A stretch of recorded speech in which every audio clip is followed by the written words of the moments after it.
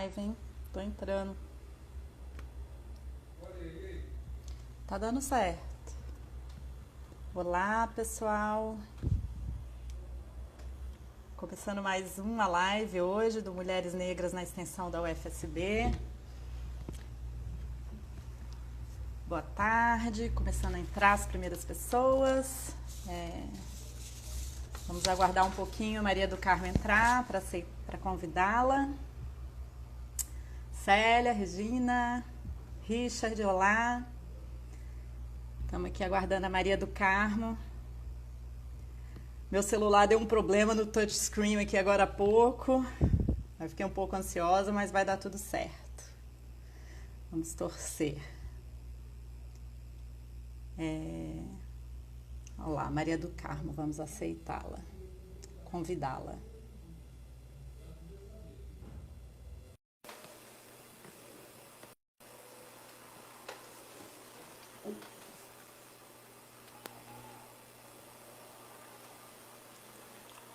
Olá, Maria do Carmo. Olá, Alessandra. Boa tarde. Boa. Tô aqui, meu celular deu um problema na tela agora há pouco, me deu uma ansiedade, espero que dê tudo certo. Vamos Ah, torcer para nossa conexão cooperar. Se ela não cooperar, a gente encerra e entra de novo, tá não, com bom? certeza, tá tudo tranquilo. Hoje eu saí de uma mesa, eu estava numa mesa do curso de Direito com uma colega, deu tudo certo. A internet aqui também está sob controle até agora. Então, acho que tudo vai funcionar. Fora, assim, os entregadores, o celular, o Ah, é, telefone. exatamente. Legal, gente. Então vamos iniciar aí a live novamente, a terceira dessa sessão Mulheres Negras na extensão da UFSB. Eu sou a Alessandra, professora das artes no CJA, no campus Jorge Amado de Itabuna. Sou coordenadora também da área de extensão na PROEX, Pró-Reitoria de Extensão e Cultura da UFSB. E hoje a nossa convidada é a Maria do Carmo Rebouças dos Santos, né? Vou fazer aqui uma pequena apresentação. Colaboradora do projeto de extensão e educação em direitos, Estação dos Saberes, CIEPS, Vivenciando Direitos, e coordenadora do projeto de extensão Jornada do Novembro Negro, professora adjunta de Direito e do Programa de Pós-Graduação em Ensino e Relações Étnico-Raciais da UFSB. Líder do grupo de pesquisa Usos Emancipatórios do Direito da UFSB, CNPq, e vice-líder do grupo de pesquisa Pensamento Negro Contemporâneo, UFSB CNPq. Esse é um pequeno, minúsculo resumo perto do currículo da professora Maria do Carmo, que eu andei estudando ali no Lattes. Realmente é uma trajetória incrível, extensa, e bastante significativa, né, na área dos direitos humanos. São tantas informações interessantes no seu percurso que fica difícil resumir, né, numa live, assim, tempo tão curto que a gente tem aqui no Instagram, que é 40 minutos ou uma hora, não sei bem. Mas aí, assim, eu queria, então, Maria do Carmo, que você falasse um pouco, assim, dessa sua trajetória, como você chegou na UFSB, né? Como é que você fez esse percurso, assim.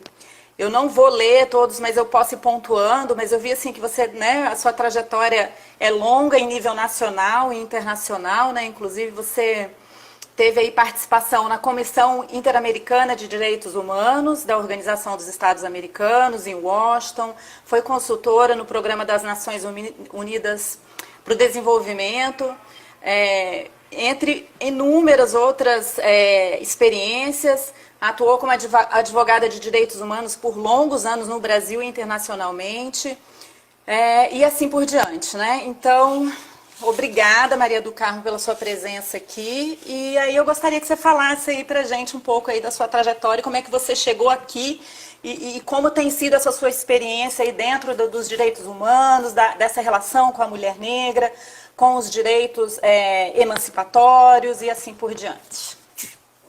Bom, você só quer que eu fale isso, né? Ai, meu Deus, é muito, assim, é tudo meio tentar um pouco, né, tentando um pouco ser um pouco objetiva, vamos lá. Imagina, só lembra que o Instagram é uma invenção, né, do norte, né? E nesse sentido, Uhum. por isso que ele só dura 1 hora, né? Se fosse Sim. tivesse sido inventado por nós, teria sido muito mais, porque 1 hora é só a introdução de qualquer conversa, principalmente de baiano, né? Então eu quero primeiro começar agradecendo pelo convite, parabenizando você e a universidade pela iniciativa, né? Agora que a gente está nessa semana enfim, a gente está na ocasião de comemorar o mês da mulher afro-latino-americana e caribenha, mas é também um mês, sim, um momento da pandemia, onde a extensão das universidades tem atuado, né, muito fortemente. A gente está acompanhando agora no Rio de Janeiro a Feira do Conhecimento, a UNB, de onde eu sou egressa também, tem uma semana forte da extensão. E para a gente aqui, enquanto docente, eu acredito que toda a comunidade aqui da região sul da Bahia, é importante ver a institucionalização da nossa extensão, né, que é a nossa comunicação, é a nossa relação mais íntima com o que a gente tem de mais precioso na educação, que é essa relação, esse retorno que a gente dá para a comunidade. Então, nesse sentido, eu já queria começar te parabenizando. Eu vou contar Obrigada. como que eu cheguei aqui pelos braços, cheguei na universidade pelos braços da extensão. Se eu esquecer, você me lembra, né? Mas antes disso, eu vou falar um pouquinho de mim.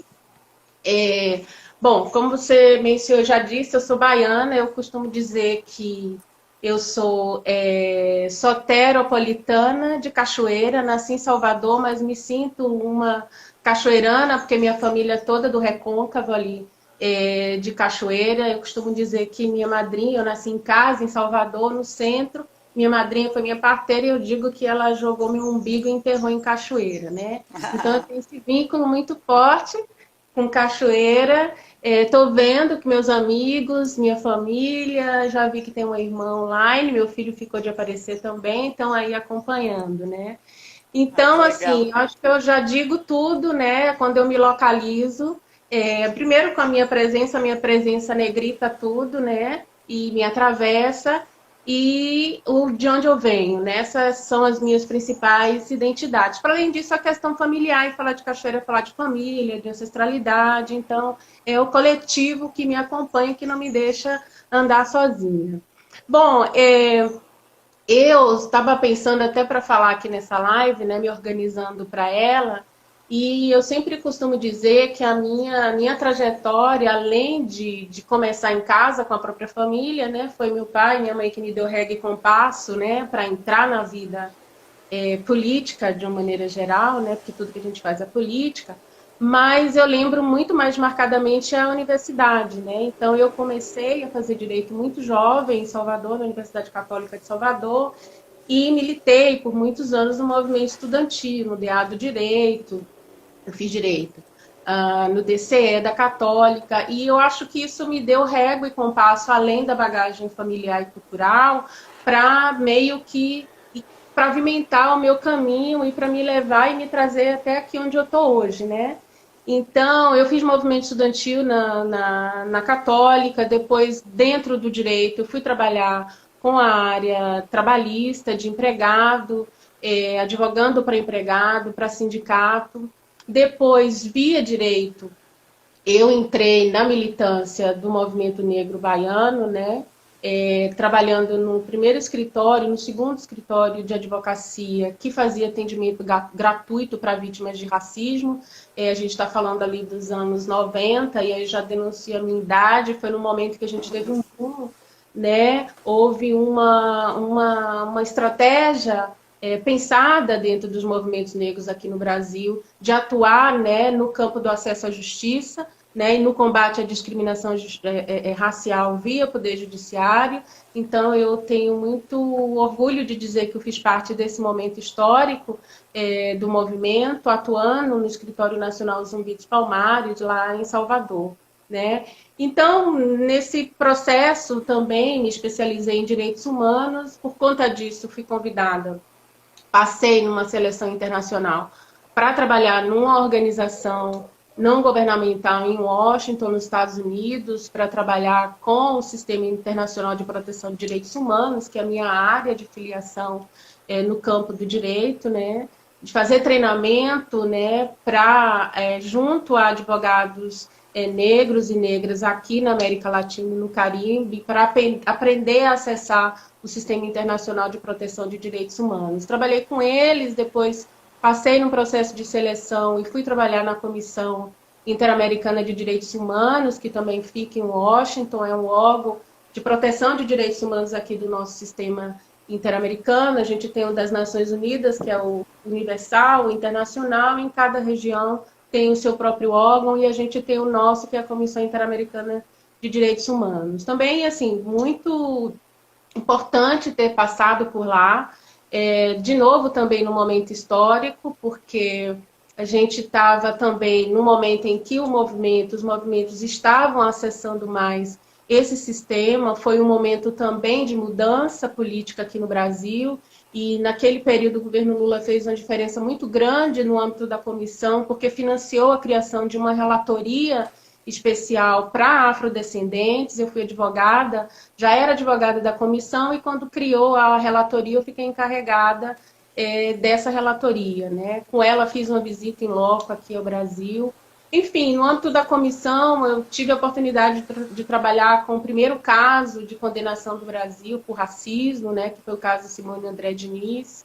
Enfim, morei lá há alguns anos, decidi voltar, né, porque, como eu te falei, meu umbigo está enterrado aqui, né, e eu não tinha feito planos de fazer a vida nos Estados Unidos, era só uma passagem, né, então voltei para o Brasil, fui trabalhar nas Nações Unidas, na área de segurança pública, de direitos humanos e na área de desenvolvimento, e a partir daí também que se abre um outro caminho, né, de atuação profissional e mais tarde acadêmica, que é a área da cooperação internacional e a área do desenvolvimento, né? Então, transitei entre o PNUD e o governo federal na Secretaria de Direitos Humanos, no governo Lula e no governo Dilma. Trabalhei como diretora de cooperação, trabalhei muito na área da cooperação Sul-Sul, aqui com os países africanos, com países sul-americanos, trabalhando a temática dos direitos humanos, né, num momento também muito importante em que o Brasil começa a institucionalizar, do ponto de vista da gestão, toda uma política pública federal de vários segmentos, né, de novos direitos naquele momento. Então, trabalhei nesse período e resolvi também que já era hora de pensar em outras trajetórias, né? E foi quando eu resolvi voltar para a universidade lá em Washington. Eu já tinha feito, não terminei um mestrado, foi quando eu voltei para o Brasil, resolvi retomar aqui, muito por conta também do apoio, do estímulo do Richard, que é meu companheiro. E aí eu voltei para o UNB, assim, não dá para você morar em Brasília e não aproveitar, né, o que Brasília também tem de bom, e a UNB, uma das grandes universidades aqui do Brasil, que eu gosto muito, sou egressa de lá. E aí voltei para a universidade, fui fazer outra especialização, fiz mestrado, doutorado, e a partir daí, enfim, começou a voltar a ideia. A minha família é uma família de educadores, né, minha mãe, minha tia, meu irmão. Enfim, eu acho que isso já estava plantado e comecei a ter o desejo de trazer para a academia toda essa praxis, né, que eu vivi. Comecei a fazer pesquisa, gostei, me doutorei e me preparei para entrar na universidade, né? Então, assim eu chego na UFSB. Mas antes disso, no doutorado, já depois do doutorado, ainda em Brasília, eu fui convidada pelo Richard e pela decana de extensão, e aí eu entro na extensão, para dar aula na extensão. Em Brasília, eles têm disciplinas, né, as mesmas que a gente tem na graduação, e na pós eles têm na extensão.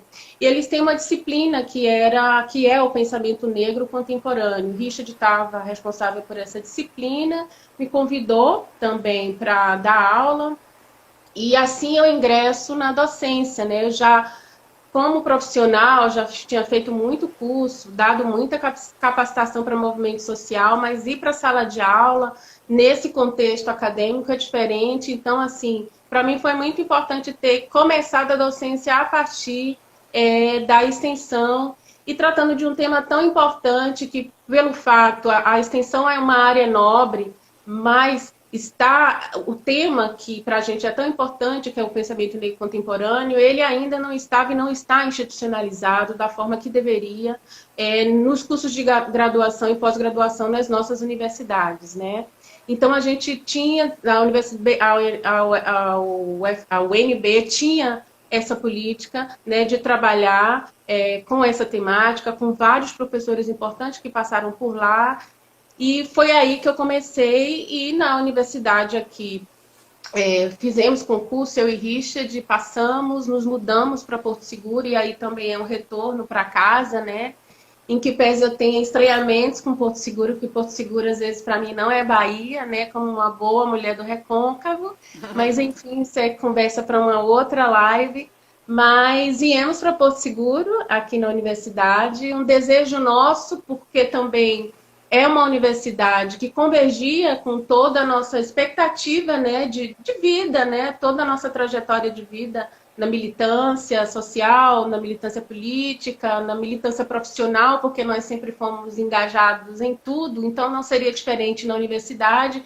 E nem nos meus melhores sonhos eu pensaria, porque eu não estava envolvida com essa institucionalidade acadêmica, e mesmo sabendo das novas universidades criadas no governo Lula e Dilma, eu não conhecia o FSB, né? Então, quando eu conheci o plano orientador, enfim, todo mundo conhece essas histórias, né?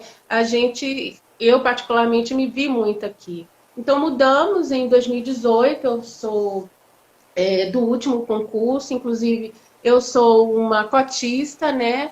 Uma coisa também impensável para mim, eu sou de uma geração que lutou pela implementação das cotas, né? Acompanhamos Durban, Chile, acompanhamos toda a implementação dessa política de cotas no Brasil. Eu nunca pensei que um dia eu iria usufruir das cotas, né? Porque na minha época não havia, infelizmente, nenhuma medida especial de correção dessas desigualdades históricas que o racismo causa. Então, havia uma política de cotas aqui na universidade, uma política muito séria, muito de vanguarda do ponto de vista da aplicação, inclusive da legislação, porque a gente sabe que as cotas, essas medidas especiais ainda não são uma realidade dentro dos programas, no campo da docência, dos concursos, né, para professores, dependendo da forma que você aplique a regra, a regra não acontece, ela não é eficaz, né? E a universidade ela tem uma política de cotas onde ela aplica na categoria docente, então aplica em todo o concurso. Isso muda totalmente a forma de aplicação dessa política, né? Então, também queria aproveitar, já falei isso para a Joana em outras ocasiões, mas também de reconhecer publicamente que é importante, né, essa opção que a reitoria fez de aplicar corretamente, né, como todos deveriam, a política de cotas. Então, eu venho dentro dessa política, vou para o curso de Direito,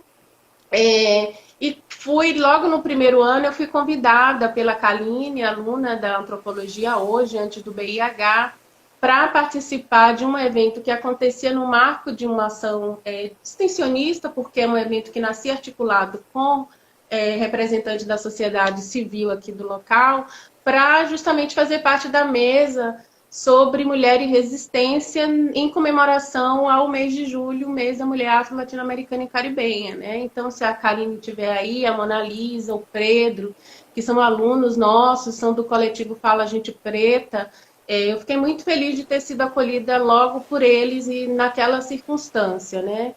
Então, para fechar essa primeira pergunta, entrei na docência via a extensão na UNB e também fui acolhida e recebida, enfim, em todos os âmbitos da universidade. Meus colegas queridos que estão aí me acompanhando sabem disso, mas para mim foi muito importante aquele momento dessa atividade na extensão com o pessoal do coletivo Fala Gente Preta. Que legal, nossa, parece que tudo, se a gente olha assim do presente para o passado, as coisas parece que estavam meio predestinadas, né, a acontecer, né, essa coisa da sua trajetória ou das próprias cotas, né, bastante interessante mesmo. Eu fiz algumas pesquisas, assim, estava preparando essa entrevista, e então agora eu acho que eu saio um pouco assim e vou pedir um pouco de sua opinião sobre alguns temas gerais, assim, né? Eu até coloquei aqui, ó, o Brasil, signatário da Convenção Internacional sobre a Eliminação de todas as formas de discriminação racial. O direito à igualdade, a proibição da discriminação racial constituem igualmente princípios fundamentais na Declaração Universal dos Direitos do Homem. Entretanto, né, temos aí pela frente uma agenda de um governo totalmente antidireitos, né? E agora estamos vivendo essa pandemia. Eu queria entender o que você pensa sobre isso, o que esperar, né, dos movimentos, como a gente deve agir, como que essa área dos direitos humanos deve enfrentar esse governo que, né, de uma certa forma, nos cerca de todos os lados, né? Então, o que isso está impactando o seu trabalho? Como é que você está vendo isso? No que podemos acreditar? No que podemos investir daqui para frente, né? Desses últimos tempos, né? Olha, Alessandra, primeiro, assim, eu vou repetir o que muitos militantes, ativistas e pesquisadores, enfim, têm dito, né, têm gritado, né, ao longo dos séculos, desde que a gente foi forçado a atravessar todo mundo no mesmo barco, pro lado de cada poça, entendeu? Enfim, esse contexto, infelizmente, não é novo para a gente, né? Infelizmente, eu acho que a pandemia, ela só revela o que para a gente sempre foi escancarado, mas que talvez que para outras pessoas, para os incautos, para os racistas, por tudo, entendeu? Nunca tiveram, enfim, estava oculto para eles, né? Porque também era conveniente que estivesse, né? Então, assim, para começo de conversa, assim, nada disso é estranho para a gente. O Brasil é um país racista, né?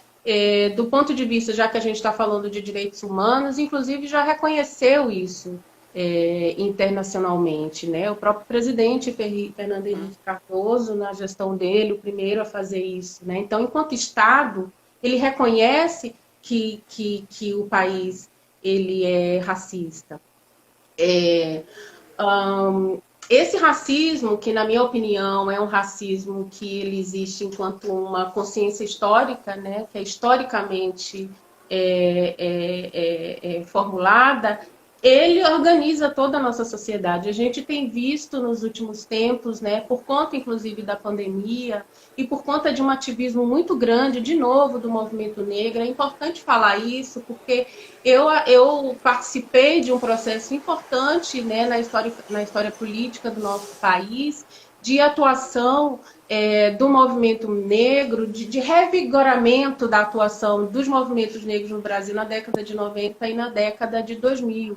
Isso não foi pouca coisa, né? Resultou na constitucionalização, por exemplo, do racismo e no momento de abertura, né, da ditadura, né, onde você não tinha possibilidade nenhuma de ser ouvido, né? No entanto, a gente conseguiu, enquanto movimentos organizados, incidir para que isso fosse constitucionalizado. Houve uma incidência também muito grande, como eu disse, na área jurídica, né?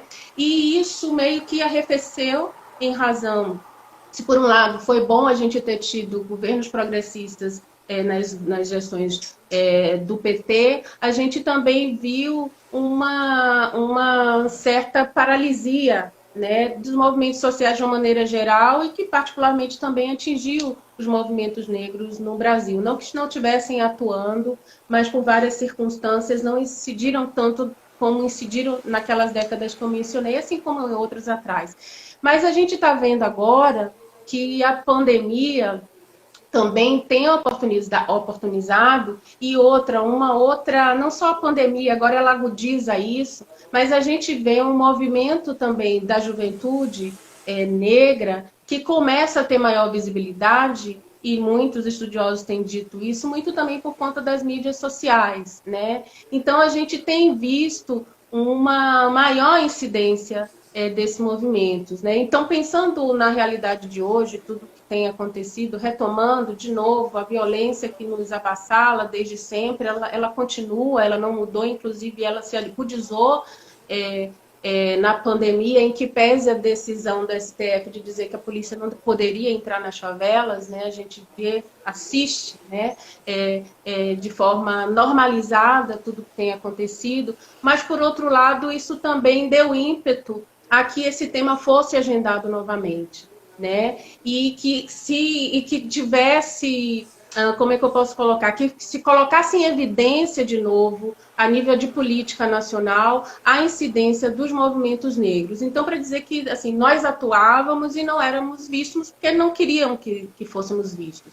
Então, a gente pode falar, por exemplo, da coalizão de direitos, né, que é uma coalizão que junta diversas organizações da sociedade civil, dos movimentos negros no Brasil, e que tem atuado de maneira bastante forte aqui a nível nacional, a nível internacional, inclusive pedindo audiência junto à Comissão Interamericana de Direitos Humanos. É importante que se diga, porque isso não tem rebatimento aqui no Brasil, isso não aparece no Jornal Nacional, e as decisões desses organismos internacionais, elas contribuem para agendar os temas na agenda política, contribuem na formulação de política pública, né? Então, o movimento negro, desde a década de 2000, ele tem feito denúncias na Comissão Interamericana, nas relatorias, nos órgãos de supervisão da ONU. A comissão recentemente, inclusive agora, fez várias audiências com relação à questão racial no Brasil.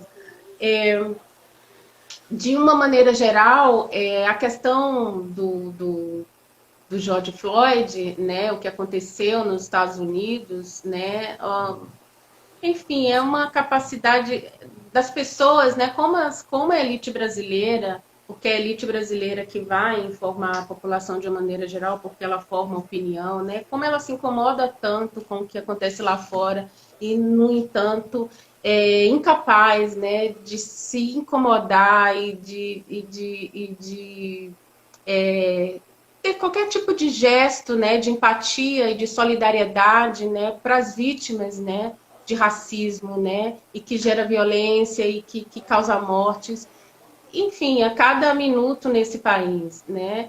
Então eu vejo, assim, eu vejo com desconfiança, na verdade, tudo isso, né. Vejo com desconfiança também o fato de falarem que não há reação no Brasil. Quando há, é porque ninguém presta atenção. A cada vez que uma pessoa, uma criança, um adolescente ou um bandido, né, é morto nas favelas, as favelas reagem, fecham ruas, queimam pneu, é que a gente não se interessa por essas pessoas, né? Elas estão na borda, entendeu? Então, elas estão, como diria Fanon, nessa zona do não sei, e o direito não atua, não existe para essas pessoas, né? Esse Estado regulador, esse Estado garantista, né? Ele só funciona para uma determinada elite, ele não funciona para as pessoas em geral e funciona menos ainda para as pessoas negras, né?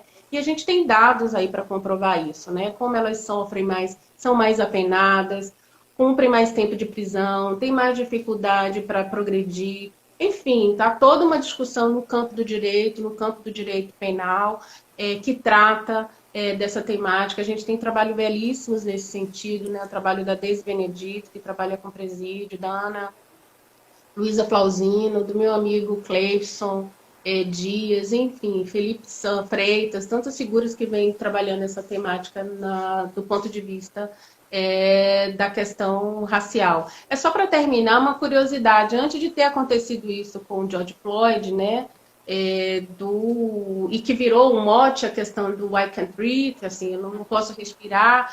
Antes disso, o Achille Mbembe tinha escrito um ensaio sobre o direito à respiração, porque isso tem muito a ver com a pandemia, né? A pandemia, ela atinge, né, os órgãos respiratórios, toda a questão da intubação, olha as relações. Por isso que eu comecei dizendo, né, que, enfim, eu sou essa pessoa referenciada, né, em identidade, em locais, em ancestralidade, que para mim nada disso é à toa, né? Tudo isso faz muito sentido para a gente, né? A forma da violência, como é que ela ocorre, o que é que ela nos causa, né? O que é que a pandemia nos causa. A pandemia tem revelado também, de novo, que nós somos a maioria, né? Nos hospitais, no número de óbitos, né? Enfim, como sempre fomos, né? Nós somos, como diz o Richard, uma maioria minorizada, né? Uma maioria do ponto de vista populacional, mas uma maioria do ponto de vista de acesso e fruição de direitos. Legal, Maria do Carmo. E como é que você vê, dentro dessa sua trajetória, que até pouco tempo você estava nas esferas governamentais, né, ou de outros parâmetros institucionais, junto a governos nacionais, internacionais, e passou para o lado de cá da educação, né? Como é que você vê o papel, né, nesse caminhar, né, nesse caminhar rumo à aquisição de maiores direitos a favor das populações negras? Como é que você vê o papel da educação nisso, da relação do ensino, da pesquisa, da extensão e da própria UFSB, né? Como é que qual que é a importância, qual o grau dessa importância, como é que você tem visto isso, inclusive no seu cotidiano, no dia a dia da sua atuação na UFSB? Olha, quando a gente decidiu, né, vir para a universidade e vir para a docência de uma maneira geral, né, foi uma profissão de fé, né, de continuidade dessa profissão de fé que a gente tinha optado. E uma coisa que a gente pensava lá atrás, naquele período, era justamente que a universidade era o único espaço, as ruas, movimento social, e a universidade era o espaço, eram os espaços mais relevantes para a gente estar naquele momento e ainda é hoje, né? No momento, sempre foram, obviamente, mas no momento de déficit democrático, né, e de ascensão de extrema-direita no nosso país, assim, era o lugar que a gente queria estar, né? Era o lugar onde ainda talvez fosse possível fazer alguma coisa, né? Então, eu vejo a universidade, particularmente a extensão, né? A extensão, inclusive, como essa interseção entre a rua, né, e a educação, porque o processo formativo ele não está somente aqui dentro, né? Então, assim, do ponto de vista institucional, para mim é o lugar que eu me vejo que eu devo estar e que eu posso, enquanto uma intelectual engajada, atuar para fazer as transformações que eu acho que eu ainda consigo, através do meu trabalho, contribuir, né?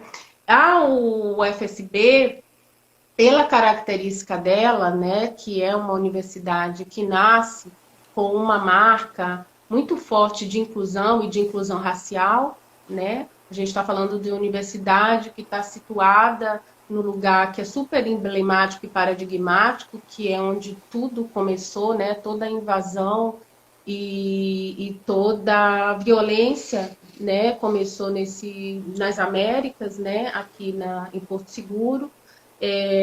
Então, assim, isso é muito revelador do compromisso e da responsabilidade que a universidade tem, que seus docentes têm, né, com relação a um projeto político pedagógico realmente comprometido com transformações, né? Primeiro comprometido com uma educação emancipatória para os alunos e alunas, comprometido com uma política de inclusão realmente radical. A gente tem uma política de cotas muito importante, em que pese ela todo o tempo venha sendo questionada, né? E aí, é claro, a branquitude ela se organiza toda vez que a Sueli Carneiro é muito interessante, ela fala isso, né? A Sueli Carneiro, filósofa e diretora presidente do Guelé 10, ela fez uma tese belíssima, que inclusive a gente usa muito no nosso programa, todo mundo devia lê-la.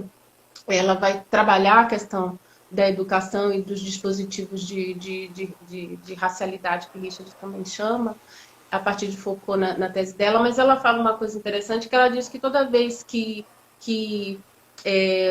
a gente alcança mais direitos e que os espaços se democratizam para a gente, os dispositivos de racialidade eles se rearticulam, né? E nos alijam de tudo novamente e causa sofrimento como sempre causou.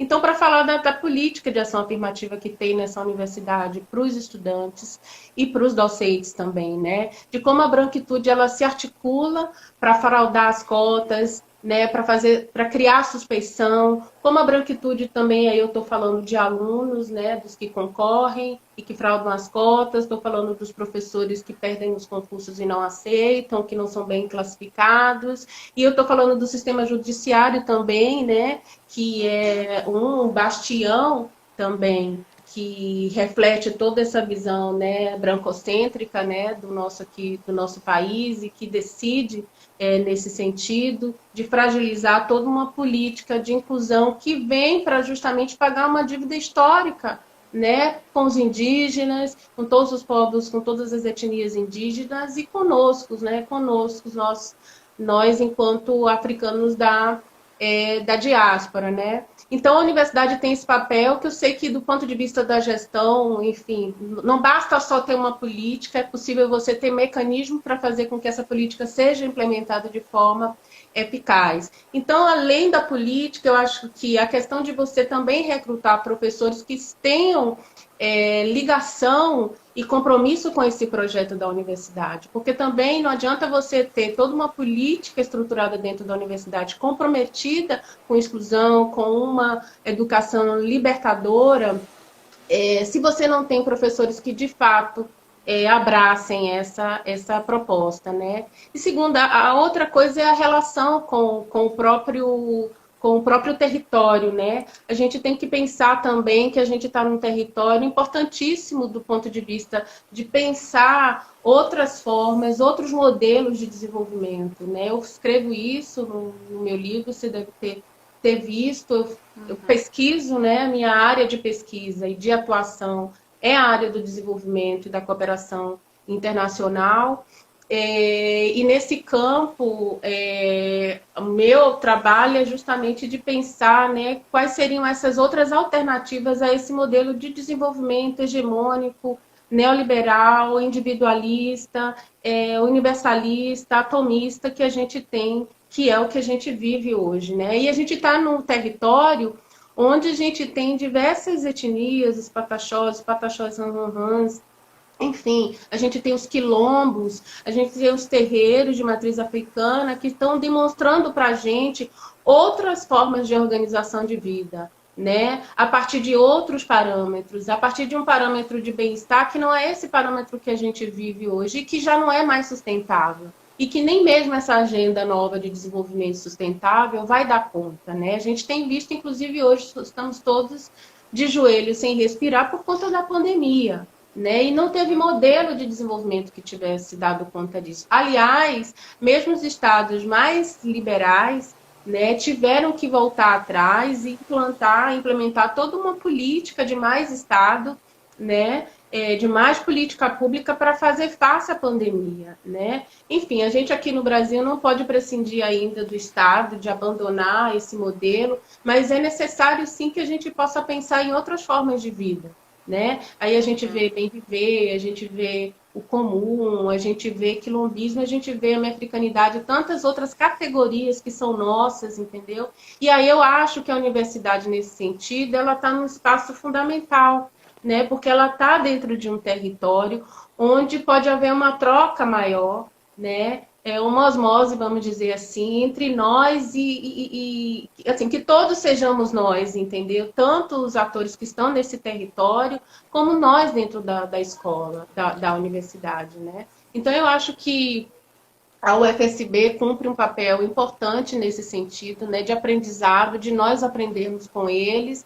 Inclusive, nessa universidade tem uma política, inclusive, aproveitando, é uma demanda nossa aqui, do nosso fórum de docentes da universidade, né, da institucionalização dos mestres dos saberes, né? É importante que a gente conheça esse conhecimento. Aliás, essa universidade tem essa marca e é importante que ela seja, de fato, verdadeira para a universidade. É importante que a gente implante mecanismos que dê vida administrativa a esses saberes que estão fora da universidade e que são tão importantes quanto os nossos, que nós produzimos aqui dentro. Então, eu acho que, nesse sentido, a universidade, se ela se mantém, né, atrelada a esses princípios, eu acho que a gente consegue tanto aprender com eles, como ajudá-los, né, no território, esses atores, para que a gente possa pensar em outros mundos, em outros pluriversos, né,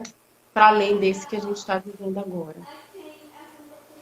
É como se a pandemia fosse um momento emblemático para, né, você tocou aí nessa questão do seu interesse primordial aí do desenvolvimento, né?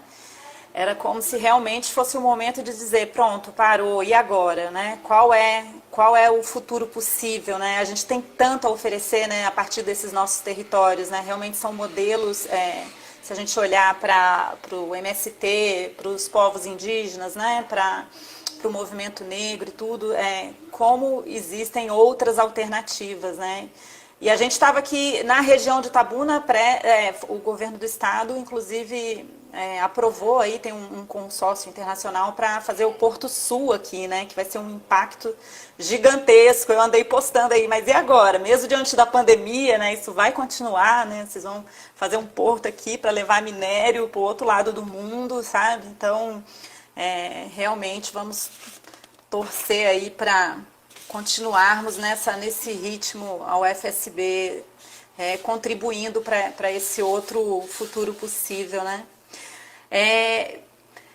Tem tantas coisas que eu queria perguntar, eu estou ficando preocupada um pouco com a hora, mas ainda dentro do direito, né? Também pode ser que a educação, que essa formação que a UFSB está proporcionando aí dentro das ciências humanas e dentro do direito, ajude de uma certa forma a abrir mais os espaços dentro dessa macroestrutura judiciária que a gente tem no país, que ainda é uma estrutura baseada num paradigma branco, racista, sexista, em termos numéricos, inclusive com a mulher negra ainda, né, em números menores ainda do que o homem negro, né? Isso também é uma possibilidade que a gente tem, mais um caminho, né, que se pode trilhar, Maria do Carmo. Sim, sim. Nós, assim, no campo do sistema, né, no sistema de justiça, nós também somos minorias, né, e somos subrepresentadas, né. E a universidade, nesse sentido, pela política, né, de cotas, ela aponta, né, para uma mudança, né, e a gente já vê isso, por exemplo, você não vê o nível de uma universidade tão negritada, né, como a gente vê aqui na UFSB. Né? Então, por exemplo, mesmo lá na UNB, com a política de cotas antigas, foi uma das primeiras a implantar uma política de cotas e a gente já vê um relevo, uma topografia racial diferente na UNB. Ainda assim, você não se dá conta disso em sala de aula. Por exemplo, mesmo em salas de aulas com temáticas relacionadas à questão racial. Mas isso não é verdadeiro, por exemplo, com relação aqui à nossa universidade. Isso quer dizer que se eu estou formando uma turma com maioria de alunos negros e indígenas no campo do direito, obviamente essas pessoas vão ingressar no mercado de trabalho, seja para a advocacia, né, privada, ou seja para os concursos públicos, né, e vão enegrecer esses espaços, né. Mas mais do que enegrecê-los, representação importa, mas é importante também que a gente ocupe esses espaços sem esse complexo colonial, entendeu? Sem a reprodução, né, dessa mesma racionalidade que nos mantém até hoje sendo racializados, né, e violentados. E a gente, assim, só faz sentido para a gente enquanto universidade, principalmente, porque a gente está aqui, né, por mais que a gente tenha essa relação dialógica com os alunos, de construção conjunta, a gente acaba também sendo formador, né? Então é importante, a gente tem um papel importantíssimo para que esses nossos alunos, futuros juristas, falando aí dos que estão no campo do direito, de fato façam a diferença dentro do sistema de justiça no futuro, né?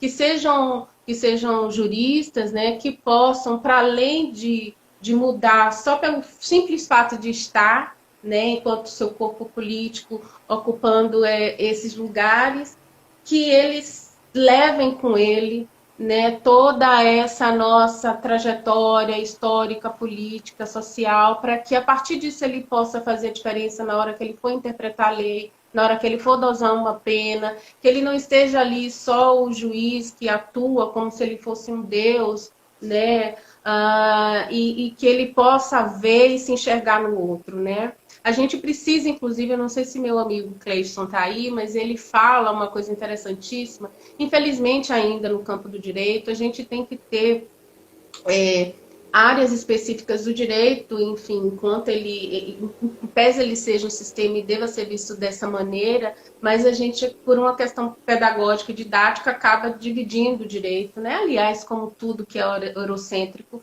né? Disciplina as coisas, né? Mas a gente, por conta disso, e por conta do racismo que estrutura a nossa sociedade, até no direito a gente briga para ter disciplina que trate da questão racial. Mas é necessário que a gente veja o direito como um todo e que nós nos vejamos no direito, né? Quer dizer, não é dar aula de direito, é importante dar aula de direito e relações raciais, mas é mais importante que nós, enquanto juristas, vejamos quem é esse sujeito do direito. Esse sujeito de direito não é um ser abstrato, entendeu? Não é esse sujeito branco, homem, né, cristão, né? Não é esse sujeito. O sujeito do direito sou eu, é você, que tem uma vida, que tem uma história, né? Que às vezes quando ele acessa a justiça, às vezes é a primeira vez que ele acessa o Estado, que ele acessa uma política pública, um serviço, e muitas vezes ele vai como réu, né? Então só faz sentido para nós estarmos nesses lugares se nós formos compreender o direito e a aplicação do direito a partir disso, né? E aí nós vamos estar no direito em todas as áreas do direito, porque nós somos o sujeito desse direito, nós somos a maioria da população, né? Então, se eu for falar de direito tributário, eu estou falando de mim. Eu estou falando de mim, da maioria da população pobre desse país, que é onerada a mais do que os mais ricos na hora de pagar imposto, entendeu? Se eu for falar de direito civil, se eu for falar de pensão alimentícia, né? E de falar de todos os ramos do direito. Então, eu acho que nós temos essa responsabilidade, né? A universidade, nós como docentes, né? De tratar o direito dessa maneira. E eu não sei como é que está nosso tempo, eu queria falar de duas coisas com relação ainda ao direito. Fica totalmente à vontade. Eu acho que nós temos ainda eu imagino uns 8 minutos, mais ou menos, então totalmente o que você acha mais importante agora. 3 antes de cair, você me avisa. Tá. Eu não sei se avisa, se o Instagram vai avisar. Você sabe se ele avisa? Relógio, mas tudo bem. 5 minutos. Tá. Minha produção aqui está dizendo. Tá. Mas assim, eu quero falar do projeto de extensão, que é o projeto de educação em direitos humanos, o Vivenciando Direitos, que foi idealizado pela professora Carolina Bessa, ela está aí acompanhando a gente. Sim. E, enfim, nos acolheu a mim, a professora Lidiane, para fazer parte desse time, juntamente com alunos como o Tiago, como a Mona Lisa, o Pedro, a Tainá, a Cacau, enfim, que é um projeto que nasce articulado. Acho que inclusive é um programa, né? Ela consultou a gente esses dias, então está num formato de programa que seria uma figura um pouco mais abrangente dentro da extensão, que agregue outros projetos, né? Ele começou como um projeto, mas já nasceu relacionado para programa. A gente implementou ele, né? Implementou ele por um ano. No ano seguinte, a Carol propôs a criação do programa, foi aprovado. Então, hoje a gente tem um programa de extensão em educação em direitos humanos, né? Cumprindo aí o Plano Nacional de Educação de Direitos Humanos, que foi abandonado, mas que é importantíssimo, e cumprindo esse papel também, que faz parte do DNA também da nossa universidade, de articulação com a educação básica. Então, esse projeto ele acontece em parceria com o CIEPS aqui do Porto Seguro. A gente já entrou no calendário escolar, a gente faz oficinas de direitos junto com os alunos, são oficinas cujos temas são escolhidos pelos próprios alunos, e nós, professores, juntamente com esses alunos que eu citei, realizam essas oficinas, né? Tem sido um projeto muito importante para a gente, né? Para a nossa formação também enquanto docente, para mim, que estou aprendendo muito, né? Com os alunos do CIEPS. Então, tem esse projeto, e que virou programa agora, e o segundo projeto é o Novembro Negro, é um projeto que é de extensão também, é do programa de pós-graduação de ensino de relações étnico-raciais, coordenado por mim e pelo professor Richard, abraçado pelo programa e pelos colegas. Ele começou no ano passado, a gente realiza, em razão da comemoração do Dia Nacional da Consciência Negra em novembro, uma semana de atividades em parceria com os movimentos sociais aqui da região e com o sistema de educação da região. Você sabe que os nossos alunos, a maioria deles é professor da rede municipal, estadual aqui. A gente, então, realizou ano passado 5 meses de debates, né, cada noite, com mais de 150 participantes. A gente realizou 39 oficinas e minicursos, né, que aconteciam tanto aqui na universidade como nas escolas e nas sedes dos movimentos sociais. A gente realizou um colóquio científico com mais de 59 propostas de trabalho. Então, assim, foi um projeto que a gente fez em parceria também com várias áreas da nossa universidade. A gente contou com o apoio da Pamela, da professora Pamela Pellegrino, que você vai estar com ela aqui mais para frente. Ela coordenou o Varanda Afro, com várias atividades artísticas. A gente fez em parceria com o Conselho Municipal de Promoção da Igualdade Racial, com a Coordenação de Promoção da Igualdade Racial da Secretaria de Educação, com o Movimento de Mulheres, enfim, com vários segmentos aqui da sociedade, do movimento social aqui da universidade. Então, são 2 programas importantes para a gente. Ele faz parte do nosso grupo de pesquisa também, Pensamento Negro Contemporâneo, e é um programa que veio também para ficar. Esse ano a gente vai realizar, tá, inclusive com o seu apoio e participação, né? Quem sabe a gente vira um programa. Sim, sim, claro, claro. Enfim. Tem que crescer Então, e institucionalizar. com certeza. Então, não sei se tenho mais tempo para... Mas eu acho queria que sim. agradecer, Alessandra, pelo convite, agradecer a minha família que está aqui acompanhando, meu filhote, Michel, minhas irmãs, minhas alunas queridas, a Mona Lisa, que eu adoro, a Carol, acho que a Lidiane, eu vi, enfim, várias pessoas aí, Madison, enfim, Richard, que está aqui me acompanhando, e agradecer pela oportunidade, né? E, enfim, e para a próxima, né? Falar mais de outras coisas, não costumo ficar falando de mim, né? Mas gostei muito, né, dessa estreia no Instagram, que eu sou muito refratária, inclusive. Aliás, dessa precarização da nossa mão de obra, mas enfim, o que está aí, né? Vai ser assim daqui por diante, né? Mas eu gostei Sim. e estou super feliz pelo convite. E Ai, parabenizar que de novo bom. pela iniciativa. Eu que agradeço imensamente. A ideia também era essa, sabe? Que a gente falasse um pouco de vocês mesmo, sabe? A gente queria, eu acho que falta muito isso, assim, que a gente tenha esse espaço, por mais que ele seja mambembe agora e de supetão, né, por conta da pandemia, todo mundo em casa, usando Instagram e aprendendo novas tecnologias, e eu acho que isso daí, de uma certa forma, vai se refletir positivamente para a gente para frente, porque eu acho que são os espaços onde a gente vai poder arquivar. Esse vídeo vai estar guardado no IGTV do Instagram. Eu estou com uma bolsista BAP que vai me ajudar a migrar depois esses vídeos para um site que a gente está fazendo de um programa que é a extensão na pandemia, né? Estamos dando uma monitorada e ajudando, conversando com as pessoas, incentivando e tentando mostrar que estamos ativos sim, né? Mesmo que à distância. Fico feliz, muito bom saber de todo esse impacto da sua ação dentro da extensão aí na educação básica. Então, eu acho que é por aí que a gente, né, esse é um dos princípios da UFSB, então é muito bom saber desses, né, que já são resultados reais, são impactos reais junto à juventude aqui do sul da Bahia.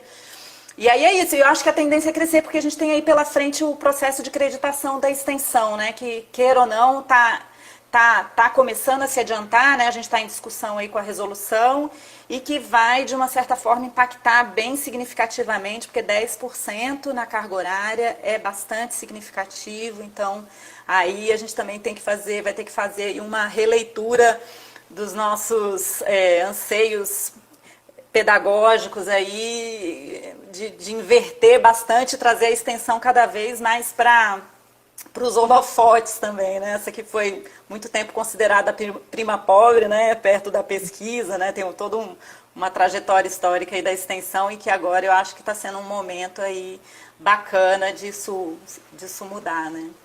E aí é isso. Não, para a gente é a área nobre da universidade, ela devia Aham. ser intrínseca. A gente acaba falando desse tripé de ensino, educação e extensão, Mas essa dedicação à extensão não é muito comum, principalmente nas grandes universidades, né? A gente acaba se dedicando Aham. aos projetos de pesquisa ou à própria docência e esquece a extensão, né? Mas é uma marca forte e que está ganhando corpo e ganhando relevância Sim. agora nas universidades. Eu acho que a gente tem que É. aproveitar esse momento para institucionalizar, fortalecer e contem conosco. A gente já tem dentro do direito e dentro do PPGR boas iniciativas, tem outras áreas da universidade, né? E a gente está aí para contribuir e trabalhar de forma articulada, que eu acho que é uma coisa também Sim. interessante que a coordenação pode ajudar, né? De articulação, de integração desses programas no território, né? Porque a gente atua Sim. no território, às vezes tem vários projetos acontecendo no mesmo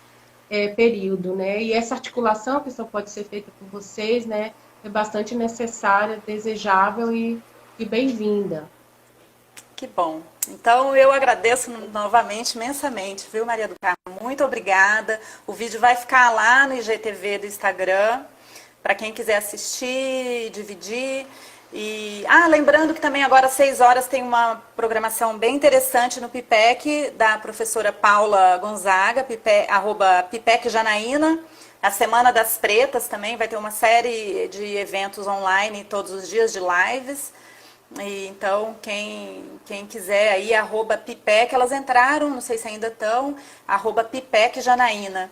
É, e é isso, e continuamos essa semana aí com Mulheres Negras na extensão da UFSB. Amanhã tem a professora Pamela, sexta temos a Izzy Duque, que é nossa técnica que trabalha na extensão, que é cantora, compositora maravilhosa, aqui atuante em Tabuna. E sábado temos a professora Keila, da área de linguagens, e vamos continuar 2 vezes por semana, porque é isso, foram várias as articulações, e vão aparecer as alunas, né, que estão vinculadas a esses projetos, aos programas de pós também. Também vão começar 2 vezes por semana a partir da semana que vem. E quem sabe, mais para frente, a gente expande ainda mais, né, tira um pouco Pois também o é, foco. é uma boa ideia. Eu recomendo chamar as alunas, né? A Mona Sim. Lisa está aí, a Sim, Cali. Mona Lisa eu conheci. Mona Lisa fez um CC comigo aqui, um período. Foi bem Aham. bacana, lembro dela, que legal. São Muito precursoras de bom. bons projetos. Tá bom, eu Legal. corri achando que a live poderia ser derrubada a qualquer. Eu também tô com medo. Agora a Tão gente fal- tá. Dá vontade até de testar, mas aí cai, né? A gente tá no meio de uma fala importante, cai, né? Não fica aquela coisa grandiosa, ó, a despedida, né? É. Mas Mas eu é acho que é. importante. Sim. Diga, é Não, é importante. isso, chamar essas alunas, né? Ainda mais que são alunos que já vêm de uma trajetória de formação muito importante, Sim. né? Dos BIs, dos LIs, né? Aham. São alunos bastante críticos, com o pé bem fincado realmente no território e que tem muito a contribuir nessa Bonito. discussão da Sim. extensão. Eu que vim de fora, que não sou da Bahia, né? Sou brasiliense e minha carreira foi feita em São Paulo. Eu me surpreendi, né? Os alunos me ensinam a cada dia, são alunos do território mesmo, que querem ficar aqui, que querem continuar depois, que muito ativistas, militantes, realmente é surpreendente. A gente aprende muito, muito com eles, né? Muito legal. Muito bem. Então, é isso, né? Tá joia. Um abraço, Maria do Carmo. Muito obrigada novamente. E a gente se vê aí pela frente. Só perguntando uma coisa: vocês já têm planos para o novembro, diante da pandemia? Você já. Já temos, a gente vai fazer uma mostra Online? de cinema, inclusive com o Joelzito Araújo.